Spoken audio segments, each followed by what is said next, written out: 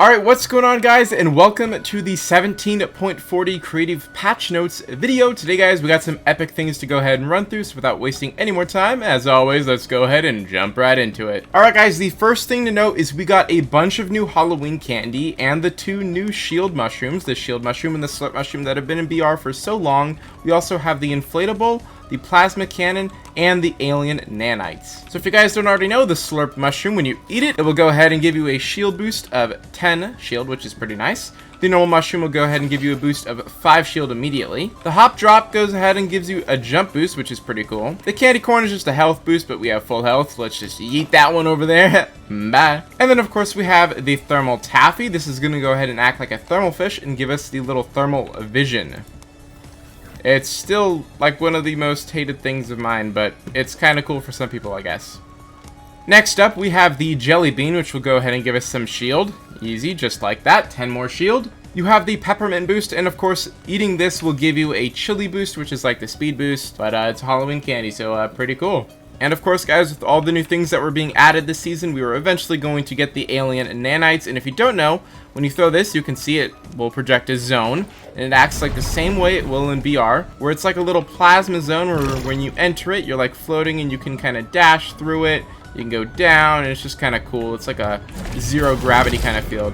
And also there's the inflatable that I've accidentally pulled. But yeah, this is a really cool item too. I mean, I love using it in BR. You can get some serious speed and some serious height with it. With all the animals coming out, maybe you want to have a cow thing in your animal map or whatnot. It's kind of cool. And then of course, last but certainly not least, we have the plasma cannon. Now this was a really good gun that was in BR, but this is pretty much what it does. I've gone ahead and built us a little bit of a domino like wall structure thing right here. So if we go ahead and stand on the end of it and go ahead and aim and fire our plasma cannon, it's gonna go ahead and charge up, and boom, it's gonna go ahead and break through every single wall.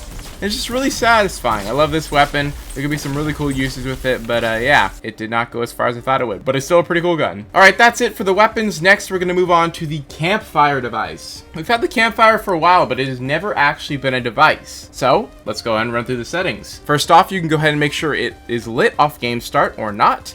You can make sure it can be lit during the game or not. How long should it take to be able to light the campfire? You can go 10 seconds or 0.5 seconds. Can it be extinguished? Should you ever be able to turn off the fire? How long should it take you to be able to turn off the fire? You can go ahead and change the size of the healing zone around the campfire to be up to 3 times what it normally is, or half of what it normally is. You can go ahead and change how much health they get per tick of the campfire. Of course, you can make it on pre-game only, gameplay only, none, or all. You can make it consume your wood or not. You can decide how much wood you would like it to consume as you're using it. You can also decide how much wood you're able to put into this before it is maxed and you can no longer put any in. How much wood should it start with? How much wood should they be able to add every time they trigger it? The interacting team, and then of course the interacting team options, the only selected or all but selected. The affected team, and of course the affected team options, only selected or all but selected. And then same thing with class and affected class. You can light it on a channel, extinguish it when receiving from, add wood when receiving from, when lit transmit on, when extinguished transmit on, when entering area, so the healing area transmit on, when leaving the healing area transmit on campfire pulse transmit on, and on player pulse transmit on. Really cool settings. These ones I would have never even thought of, so it's really dope that they added them. Alright, next up we have a huge change. So for the longest time, the only way you could play a custom sound effect for a player is if you did it with a HUD message device. No longer do you have to do that because the speaker now has 2 amazing settings: can be heard by and play at location. Now, using these 2 together, you can make it so the instigators only can hear the sound. That is amazing. However, you can also make it so anybody but the instigator hears it, and additionally, you can make it play from the instigator. So theoretically, you can make it heard by everyone, play it from the instigator, and make the sound range really low, so like something happens to the player and nearby players will hear it, and the instigating player will hear it, but not the entire world will hear it. And I think that is a brilliant option to have there, and I think this is going to go a long way and I think people are going to use the sound device way more than they already do. With this, they actually added 2 other settings, the register player when receiving from and unregister player when receiving from. I'm assuming this is just like the player owns the device, so if it's triggered at any time by any channel or by any player, it will play according to wherever that player is if you have like the play at location set on the instigator and things like that. Next up, we have an oldie but a goodie. It's the tracker device, and here they have now given us the ability to track score, which is insane, but even more insane than that, you can now increase the target value to over 99. It used to be maxed at 99, but now you can get it to up to 10,000, which is a brilliant change. Next up, we have the air vent. They've been doing a couple things to the air vent recently, but they're all good changes. So now you can also turn off the sound effects and turn off the VFX. So it's just kind of up to you if you would like to hear it or see the little air bursts that happen with it. But just a nice little setting they've added, and I think it is very useful. So I have mixed feelings about the color changing tile because of my Pixel Painters map. Now, I love that they've given us a disco floor, because that is what it was added in this update. However, I just kind of want a pastel option. You know, the disco is cool, but what is wrong with just a blank canvas? That would be really nice, and being able to shoot it would be really cool. But I mean, hey, if you want to do color changing tiles, you can now make them disco colored, which is kind of dope.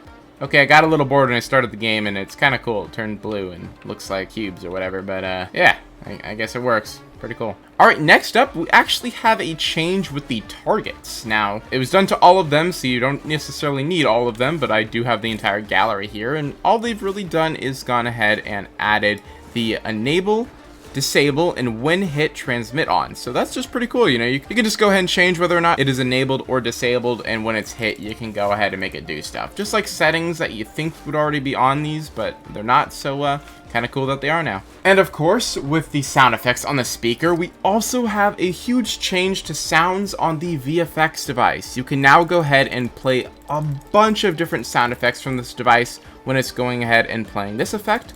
Or you can go ahead and play 2 at once. So you could have rain, but it's playing electricity or explosions or impacts, or I mean, there's a bunch of things. Honestly, mess around with it, find what works for you, but I think it is a great change, and definitely useful to just have more options to play sound in a game.